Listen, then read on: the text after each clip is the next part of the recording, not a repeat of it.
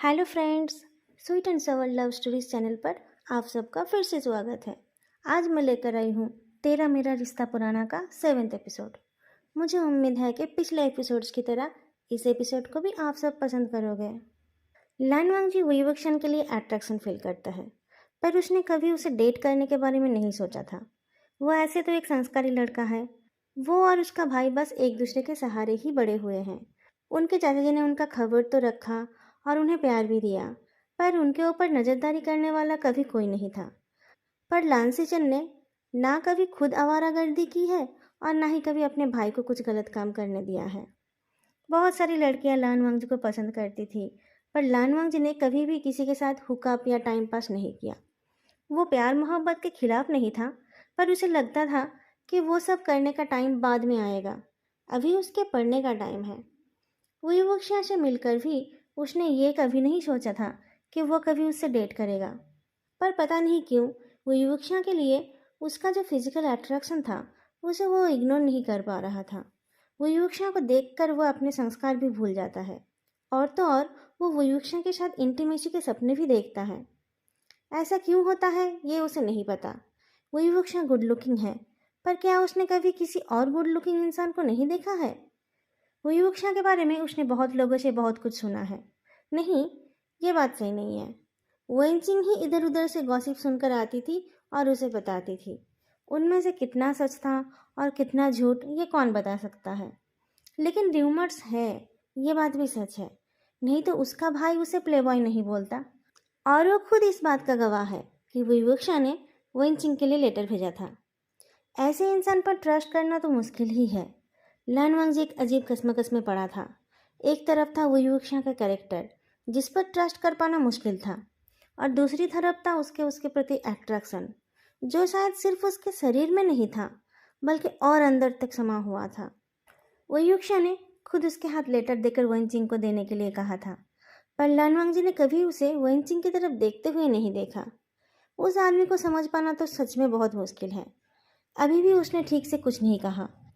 क्या वो भी लानवांग जी के लिए अट्रैक्शन फील करता है?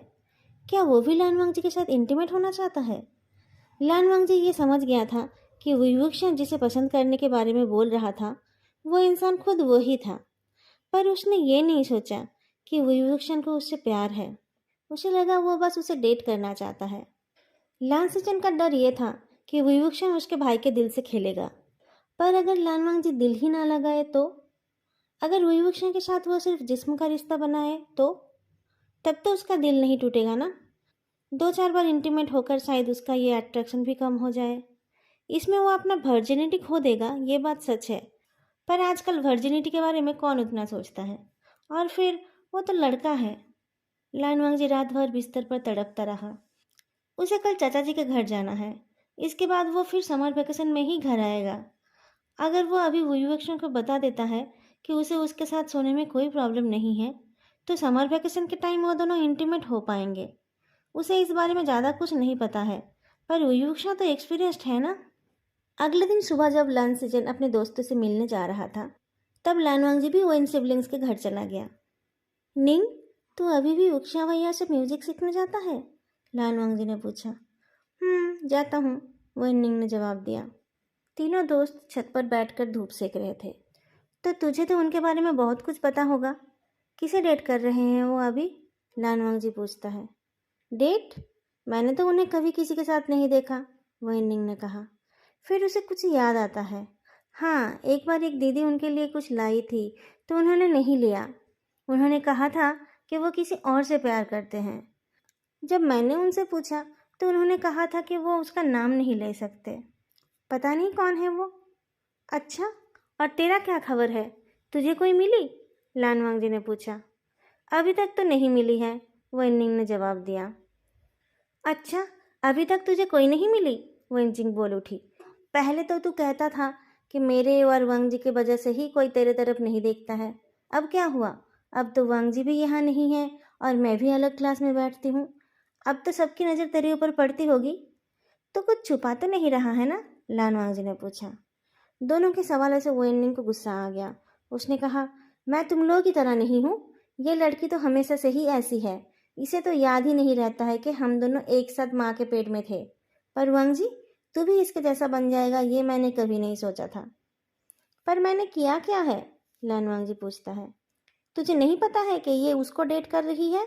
वो इन्निंग जियांग हाउस की तरफ उंगली दिखाता है। तू उसके हॉस्टल में कॉल करने में इसकी मदद नहीं करता था? लानवांग जी और वन चिंग दोनों शॉक्ड थे। वो इन्निंग को कैसे ये बात पता चल गई? क्या हुआ, अब कोई सफाई नहीं देनी है? वो इन्निंग ने पूछा।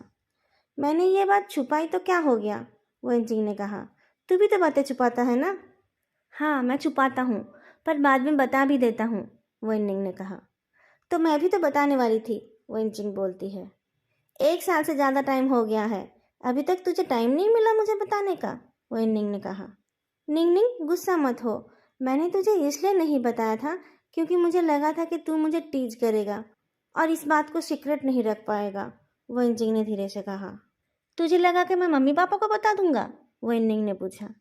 नहीं, मुझे लगा था कि तू वुक्सियान भैया को बता देगा, वो इनचिंग ने कहा। वुक्सिया भैया को तो पहले से ही पता है, वो इन्निंग ने कहा। मुझे तो उनसे ही पता चला है। क्या? वो इनचिंग और लानवांग जी साथ में पूछ उठे। इसमें हैरान होने वाली क्या बात है? उनको तो सबके बारे में पता होता है, क्या उन्हें अपने भाई के बारे में पता नहीं होगा? वो इन्निंग ने पूछा। ऐसे तो वो दोनों सगे भाई नहीं हैं, फिर भी जियान चेंग ने उन्हें सब बता दिया है। और मैं तेरा ट्विन हूँ, फिर भी तूने मुझे नहीं बताया। तूने वांग जी से मदद ली, क्या मैं तेरी मदद नहीं कर सकता था? मुझे लगा था कि तुझे यह बात अच्छी नहीं लगेगी। तुझे जियांचिंग अच्छा नहीं लगता है ना? वंचिंग ने कहा। वो तो मुझे साइंस भी अच्छा नहीं लगता है, फिर भी तो तू साइंस पढ़ रही है ना? वेनिंग ने कहा। जरूरी नहीं कि तेरा और मेरा पसंद एक जैसा हो, पर हम ट्विंस हैं और दोस्त भी। मेरा हक है ये सब जानने का। तेरे बारे में किसी और से पता चलता है तो मुझे कैसा लगता है, ये सोचा है कभी तूने? आई एम सॉरी, वेंचिंग ने कहा। लानवांग जी दोनों भाई बहनों के झगड़े में इंटरप्ट करता है। गाइज, मुझे भी कुछ कॉन्फेस करना है। एक्चुअली मुझे तुम दोनों का ओपिनियन जानना है। दोनों अपना झगड़ा भूलकर उसकी तरफ देखते हैं। तू डेट कर रहा है? किसके साथ? दोनों ने एक साथ पूछा। अभी डेट नहीं कर रहा हूँ, पर करने का सोच रहा हूँ, लानवांग जी ने धीरे से जवाब दिया। कौन है वो? दोनों ने पूछा। उक्ष्या भैया, लानवांग जी ने जवाब दिया। वनचिंग के आंखों के सामने वो शाम रिप्ले होने लगा जब वो दोनों एक लव लेटर के टुकड़े उड़ा रहे थे। लानवांग जी वेट्स वुयुक्ष्या वेट्स लानवांग जी। वेनिंग के दिमाग में भी बहुत कुछ चलने लगा था। वुयुक्ष्या लानवांग जी के माफ़ी के लिए पागल हो रहा था और एक के बाद एक एपोलॉजी लेटर्स भेज रहा था। लानवांग जी के अचानक हॉस्टल चले जाने पर भी तो वो बार बार इसके बारे में पूछ रहा था। क्या वो लानवांग जी ही है जिससे वुयुक्ष्या प्यार करता है? दोनों को चुप देखकर लानवांग जी पूछता है, क्या ये ठीक नहीं होगा? क्या तुम दोनों को इस बात पर ऐतराज़ है? वेनिंग ने ना में सर हिलाया और वेंचिंग ने हाँ में। लानवांग जी समझ नहीं पाया वो दोनों क्या कहना चाहते हैं। उसका हैरान चेहरा देखकर दोनों ने फिर से सर हिलाया। इस बार वेनिंग ने हाँ में और वेंचिंग ने ना में। मुझे कुछ समझ नहीं आया, लानवांग जी ने कहा। वांग जी, ऐसे तो तू मेरा रिश्तेदार बन जाएगा, वेंचिंग ने फाइनली कहा। हाँ, मेरा भी, वेनिंग ने कहा। तेरा रिश्तेदार कैसे बनेगा वो? वेंचिंग गुस्से से पूछती है। उनके बीच की जो लड़ाई थोड़ी देर के लिए रुकी हुई थी वो फिर से शुरू होने वाली थी। क्यों नहीं होगा? वो मेरा ब्रदर इन लॉ का ब्रदर इन लॉ होगा ना? वेनिंग ने कहा। ब्रदर इन लॉ किसको बोल रहा है तू? वेंचिंग ने पूछा। तेरे में कोई कॉमन सेंस है या नहीं? तू बस पढ़ाई में ही अच्छी है, वेनिंग ने कहा। मैं जा रहा हूँ, तुम लोग लड़ते रहो, लानवांग जी ने कहा। उसकी बात सुनकर दोनों ने लड़ाई बंद कर दी। कहाँ जा रहा है तू? वेंचिंग ने पूछा। उक्ष्या भैया से मिलने, वेनिंग ने पूछा। लानवांग जी ने जवाब दिया। पर वो तो आज इस सिटी में नहीं है, वेंचिंग ने कहा। कहाँ गए हैं? लानवांग जी ने पूछा। अपने घर, जहाँ वो अपने पेरेंट्स के साथ रहते थे, वेनिंग ने जवाब दिया। कब वापस आएंगे? लानवांग जी ने पूछा। आज ही आ जाएंगे, वेनिंग ने जवाब दिया। वांग जी, क्या तू उनके बारे में सीरियस है? वेंचिंग पूछती है। लानवांग जी गर्दन ऊपर नीचे करता है। पर तुम लोगों किसी और को ये बात बता मत देना। किसी को नहीं बताएंगे, दोनों ने कहा। मेरे एक और काम कर देना, उनको मेरे हॉस्टल का नंबर दे देना और कहना मुझे उनसे कुछ इम्पोर्टेंट बात करनी है, लानवांग जी ने कहा। दोनों भाई बहन को ये असाइनमेंट समझ आ गई थी। उन लोगों ने कुछ एक्स्ट्रा नहीं कहा। उनको जितना बोलने को कहा गया था उन लोगों ने उतना ही बोला। 1 महीने बाद लानवांग जी हॉस्टल वापस गया। थोड़े दिन में वुयुक्षा का कॉल भी आ गया। तुम्हें कुछ इम्पोर्टेंट बात करनी है तो तुमने मुझे कॉल क्यों नहीं किया? वुयुक्षा ने पूछा। मैं ये कंफर्म करना चाहता था कि आप वो बात सुनना चाहते हो कि नहीं, लानवांग जी ने कहा। बताओ क्या बात है? वुयुक्षा ने पूछा। लास्ट टाइम जब आपसे बात हो रही थी तब आप किसी के बारे में बात कर रहे थे। क्या वो मैं था? लानवांग जी पूछता है। आप जाने दो ना उस बात को, वुयुक्षा ने कहा। कुछ और बात करो। तो अब आप और मुझे नहीं चाहते? लानवांग जी ने पूछा। मेरे अकेले जाने से क्या होगा? मैं तुम्हारे मर्जी के खिलाफ तो नहीं जा सकता ना, वुयुक्षा ने कहा। अगर मैं कहूँ कि मेरी तरफ से हाँ है, लानवांग जी ने कहा। क्या कहा तुमने? वुयुक्षा ने पूछा। क्या आप मेरे बॉयफ्रेंड बन सकते हैं? लानवांग जी ने पूछा। लानवांग जी, क्या तुम मेरे साथ मजाक कर रहे हो? वुयुक्षा पूछता है। नहीं, मैं एकदम सीरियस हूँ, लानवांग जी ने जवाब दिया। पर पर तुम्हारा भाई क्या कहेगा? वुयुक्षा ने पूछा। भैया को अभी बताने की ज़रूरत नहीं है, लानवांग जी ने कहा। हाँ, अभी उसे बताने की ज़रूरत नहीं है। वुयुक्षा उससे सहमत हो गया। आपने मेरे सवाल का जवाब नहीं दिया। क्या आप मेरे बॉयफ्रेंड बनना चाहते हो? लानवांग जी ने फिर से पूछा। हाँ, चाहता हूँ, पर मैं तुमसे मिलना चाहता था, वुयुक्षा ने कहा। समर वैकेशन में मिलूंगा। आप मेरा इंतज़ार करेंगे ना? लानवांग जी ने पूछा। करूँगा, वुयुक्षा ने कहा। वो तो ज़िंदगी भर लानवांग जी के लिए इंतज़ार कर सकता है। समर वैकेशन में तो बस 3-4 महीने ही बाकी है। लानवांग जी हॉस्टल में रहता था। उसके हॉस्टल में कुछ लड़के अजीब थे। वो लोग एक दूसरे को मास्टरबेशन में हेल्प करते थे। कोई रोमांटिक रिलेशन में थे या नहीं ये तो पता नहीं चलता था, क्योंकि ऐसी बातें तो सीक्रेट ही रखी जाती थी। नहीं तो बाकी के लड़के उन्हें गे कहकर चिढ़ाने लग जाते। पर जो लोग दूसरों को गे बोलकर चिढ़ाते थे वो लोग खुद एक दूसरे को हैंड जॉब दिया करते थे और उसको भाईचारा का नाम दे देते थे। उनका कहना था कि ये चीज़ लड़कों में बहुत नॉर्मल है। अपने दोस्तों की मदद करना अच्छी बात है, इसमें कोई सेक्सुअलिटी नहीं है। लानवांग जी इन सब लड़कों से दूर रहता था। वो किसी से अपनी मन की फीलिंग्स शेयर नहीं करता था। वो तो ऐसे भी ज़्यादा लोगों से बात नहीं करता है। पिछले स्कूल में सब उसको बहुत दिनों से जानते थे। सब उसका नेचर जानते थे। इस स्कूल में वो एक टॉप स्टूडेंट बनकर आया है। लोग उसे बुक वर्म और नर्ड कहते हैं, पर लानवांग जी को उससे कोई फ़र्क नहीं पड़ता। वो अपनी पढ़ाई और डांस में ही बिजी रहता है और फ्री टाइम में विवक्षा के बारे में सोचता रहता है। उसके 17 साल की ज़िंदगी में किसी ने उसे नहीं छुआ है। उसे फिजिकल रिलेशनशिप के बारे में कुछ पता भी नहीं है। उसका पिछला स्कूल कोएड था और उसमें वेन सिबलिंग्स ही उसके क्लोज थे। उसे जो भी पता चलता था उन दोनों से ही पता चलता था। पर वो इस बात से ज़्यादा परेशान नहीं है। उसे पूरा भरोसा है कि विवक्षा को पता है कैसे क्या करना है। जो करना है वो विवक्षा ही करेगा। उसे बस उसके साथ कोऑपरेट करना है। पर उसने सुना है कि फर्स्ट टाइम में बहुत दर्द होता है, पर उस दर्द को झेल लो तो हेवनली फीलिंग्स मिलती है। देखते देखते समर वेकेशन आ गया। पिछले 3-4 महीने में विवक्षा ने लानवांगचू को हर हफ्ते कॉल किया। दोनों पहले जैसे ही कैजुअली बातें करते थे, पर दोनों ही एक दूसरे से मिलने के लिए बेचैन थे और ये बात वो दोनों छुपा नहीं पाते थे। दोनों मिलना चाहते थे और एक साथ टाइम स्पेंड करना चाहते थे। विवक्षा अब ज़्यादा टाइम अपने घर में ही रहता है। उसका घर एस सिटी से थोड़ी दूर डी सिटी में है, जहाँ उसने एक म्यूजिक स्कूल खोला है। वीकडेज में वहाँ म्यूजिक सिखाकर वो वीकेंड में एस सिटी आता है। यहाँ भी उसके कुछ स्टूडेंट्स हैं जिन्हें वो सैटरडे संडे म्यूजिक सिखाता है। जियानचंग हॉस्टल में रहता है और उसकी दीदी की भी शादी होने वाली थी, इसलिए मिस्टर जियांग और मिसेस जियान उइवुक्षा को अपने पास ही रखना चाहते थे। पर उइवुक्षा हमेशा उनके साथ तो नहीं रह सकता है ना। डी सिटी में उसका अपना घर भी है। उइवुक्षा बस वीकेंड्स में ही उनके घर रहता था। इसी से मिस्टर और मिसेस जियांग खुश थे। उइवुक्षा ने लानवांग जी को अपने डी सिटी वाले घर चलने के लिए कहा तो लानवांग जी राजी हो गया। आप ही सब कुछ अरेंज कर लेना, मुझे कुछ नहीं पता है, लानवांग जी ने कहा था। हाँ हाँ, मैं ही सब ले लूँगा, तुम बस टाइम से आ जाना, वयुक्षा ने कहा था। वयुक्षा ने लानवांग जी को उसके घर से दूर एक जगह से पिक किया। बाइक के पीछे बैठकर लानवांग जी का दिल बहुत ज़ोर से धड़क रहा था। वो समझ नहीं पा रहा था कि उसे वयुक्षा को पकड़कर बैठना चाहिए या नहीं। क्या उसका ज़्यादा डेस्परेट होना वयुक्षा को अच्छा लगेगा? उसे नहीं पता है वयुक्षा को क्या पसंद है।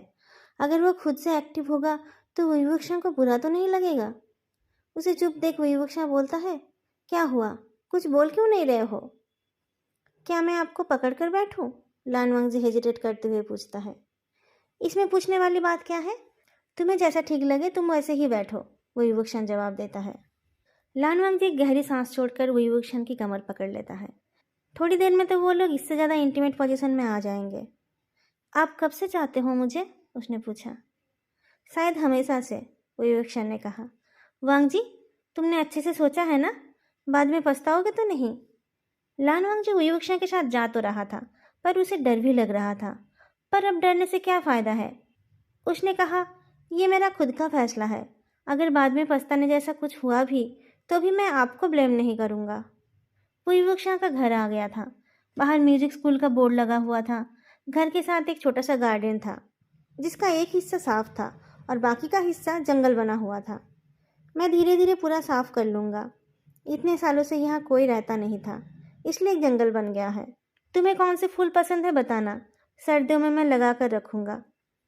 विंटर वेकेशन में तुम कहाँ रहोगे? एक दिन के लिए यहाँ आने की कोशिश करना, विवक्षा बोलता है। लानवांगजी गर्दन हिलाकर हाँ बोलता है। विवक्षा डोर का लॉक खोल रहा था और लानवांगजी पीछे खड़ा था। ये मेरा फर्स्ट टाइम है, लानवांगजी ने कहा। मैंने पहले कभी डेट नहीं किया। विवक्षा पीछे मुड़कर देखता है और मुस्कुराकर बोलता है, मुझे पता है, इसलिए मुझे ज़्यादा कुछ नहीं पता है। आप मुझे गाइड करना, कुछ गलत कर दूं तो सिखा देना, लानवांगजी ने कहा। मुझे भी ज़्यादा कुछ एक्सपीरियंस नहीं है। तुम्हें कुछ बुरा लगे तो तुम भी बता देना। मैं तुम्हें खुश करने की पूरी कोशिश करूँगा, विवक्षा ने कहा। लानवांगजी का दिल जोर से धड़कने लगा। उसे नहीं पता है विवक्षा कितना ट्रस्टवर्दी है। इस घर के अंदर उसके लिए क्या इंतजार कर रहा है, ये भी उसे नहीं पता है। वो विवक्षा के साथ आया है, ये बात उसके दोस्तों को भी पता नहीं है। अगर आज उसके साथ कुछ गलत हो जाए तो उसके भाई को तो शायद पता भी नहीं चलेगा। दरवाजे से अंदर जाकर वो लोग एक हॉल में पहुंच गए थे। हॉल में कोई फर्नीचर नहीं था, बस फ्लोर पर एक गद्दा बिछा हुआ था। साइड में कुछ म्यूजिकल इंस्ट्रूमेंट्स थे और कुछ रोल किए हुए मैट्स। मैं यहीं पर म्यूजिक सिखाता हूँ, विवक्षा ने कहा। लानवांगजी इधर उधर देख रहा था। विवक्षा ने उसे एक साइड में किचन और वॉशरूम दिखाया। और कितने रूम हैं? लानवांगजी ने पूछा। उधर एक रूम है और ऊपर 2 रूम है, देखोगे?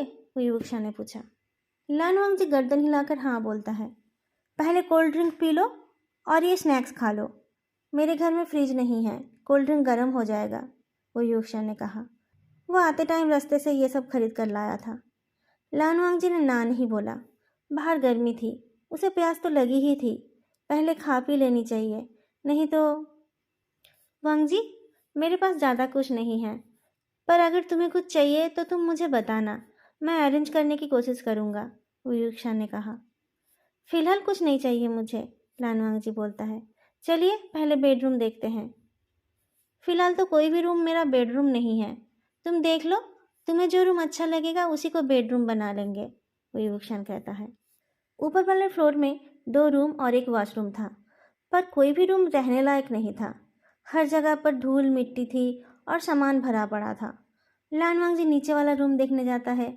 वो रूम गंदा नहीं था, पर उसमें भी कोई बेड नहीं था। उसमें विभूषण के यूज के सामान थे। किसी भी रूम में तो बेड नहीं है, कौन से रूम में सोना है?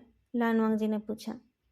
मैं धीरे धीरे सारे रूम रेडी कर दूंगा और बेड भी लगा दूंगा। अभी तो तुम रात को यहाँ रुक नहीं पाओगे ना? जब तुम यहाँ रहने आओगे उससे पहले मैं सब रेडी कर लूँगा, विभूषा ने कहा। मैं रात में सोने की बात नहीं कर रहा हूँ, मैं अभी लेटने की बात कर रहा हूँ, लानवांगजी ने कहा। अभी?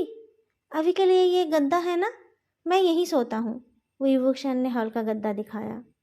यहीं सोते हो आप? लानवांगजी पूछता है। तुम्हें अच्छा नहीं लगा ना? आज इसमें एडजस्ट कर लो प्लीज़।